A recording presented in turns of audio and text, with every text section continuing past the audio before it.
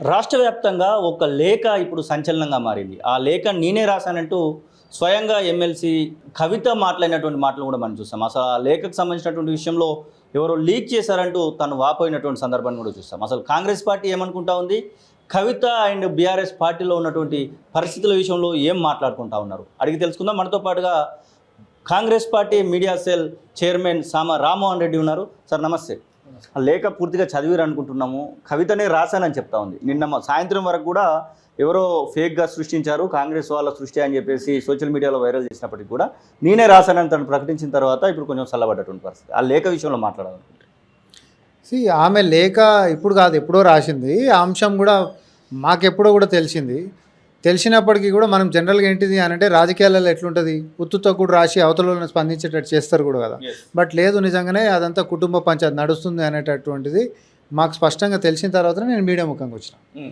So కానీ ఇక్కడ జరుగుతుంది ఏంటిది అని అంటే, సరే కవిత గారు నిన్న చెప్పిన దాకా కూడా బీఆర్ఎస్ పార్టీ సోషల్ మీడియా, తర్వాత బీఆర్ఎస్ పార్టీ ఏ చేసినా మంచే అని సపోర్ట్లు కొట్టి దాన్ని ఏదో పండుగ లెక్క చూపించేటటువంటి మీడియా, సోషల్ మీడియా, లేకపోతే వాళ్ళ యూట్యూబ్ ఛానళ్ళు, వాళ్ళ కింద పనిచేసే జీతగాళ్ళు ఎవడైతే ఉంటాడో వీళ్ళందరూ కూడా కాంగ్రెస్ పార్టీ సృష్టించింది, అందులో నేనే సృష్టించిన, ఇవన్నీ ఫేక్ అని చెప్పి తాటికాయ అంత అక్షరాలతోటి ఫ్రంట్ పేజీలలో కూడా వేసిర్రు.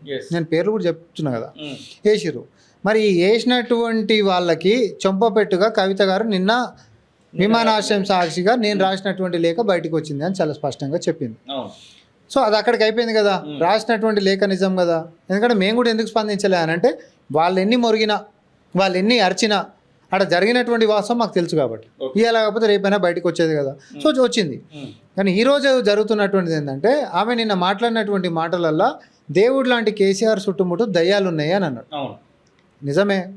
ఎందుకు దయ్యాలు ఉన్నాయంటే, కన్నబిడ్డకు కూడా అపాయింట్మెంట్ ఇవ్వలేనటువంటి పరిస్థితులు తెచ్చినటువంటి అతిపెద్ద దయ్యమోడు, దేవుడు పక్కనే ఉండేటటువంటి దయ్యమోడు అని అంటే అపాయింట్మెంట్ ఇస్తాడు. ఎవరు కలవాలనుకున్నా కానీ అపాయింట్మెంట్ ఇస్తాడు అంటున్నాడు BRS party working president Rama Rao. నిజంగానే అపాయింట్మెంట్ ఇచ్చేటువంటి పరిస్థితి ఉన్నా కానీ ఇట్లా లేఖలు రాయడం కరెక్ట్ కాదంటూ కొద్దిసేపటి క్రితం మాట్లాడుతూ ఉన్నాడు కదా. ఆయన మాటలనే చెప్పిండు, ఇట్లా పార్టీ వాళ్ళు చాలా మంది లేఖలు రాస్తారని. అపాయింట్మెంట్ ఇస్తే లేఖలు ఎందుకు వస్తాయి? సింపుల్ క్వశ్చన్ అబ్బా. అపాయింట్మెంట్ ఇస్తే లేఖలు రాయాల్సిన అవసరం ఏముంటుంది?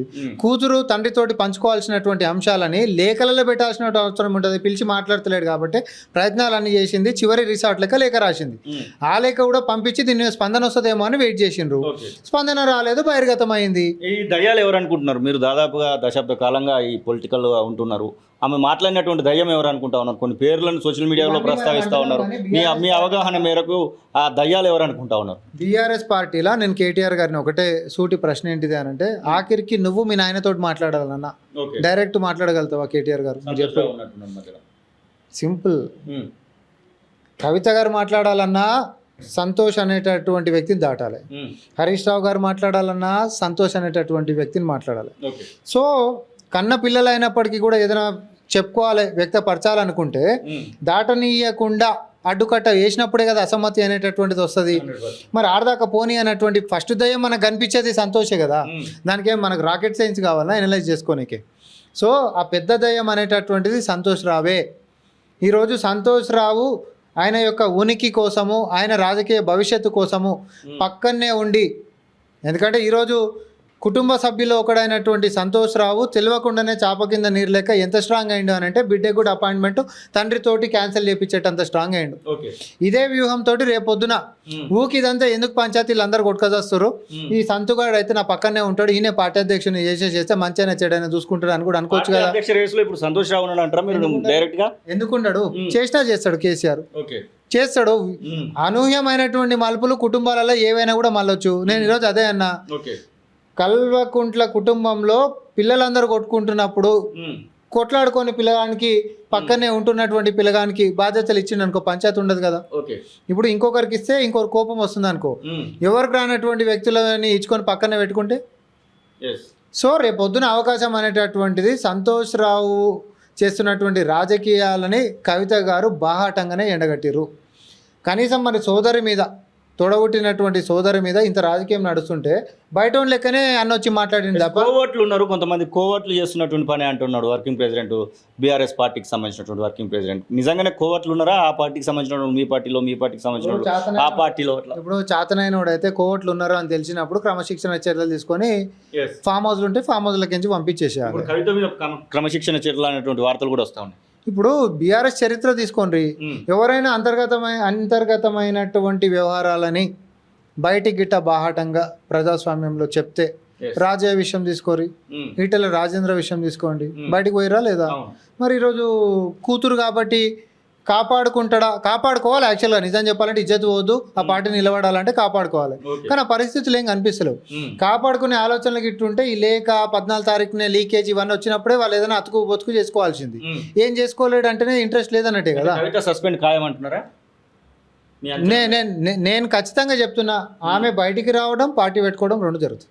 అంటే కాంగ్రెస్ పార్టీలోకి వస్తుంది కవిత అనేటువంటి పార్టీ పెట్టుకోవడం కాదు, కాంగ్రెస్ పార్టీలోకి సోనియా గాంధీని కలిసిందని ఇట్లా కొన్ని వార్తలు కూడా చూస్తా ఉన్నాం.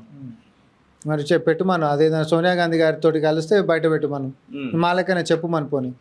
నేను అన్నా అంటే ఉత్తగోలే లెటర్ బయటకు వచ్చింది, నేను అన్నది నిజమని ఉంది, వాళ్ళని ఏదైనా ఉంటే అట్లా నిజాలు ఉంటే చెప్పమని పోని.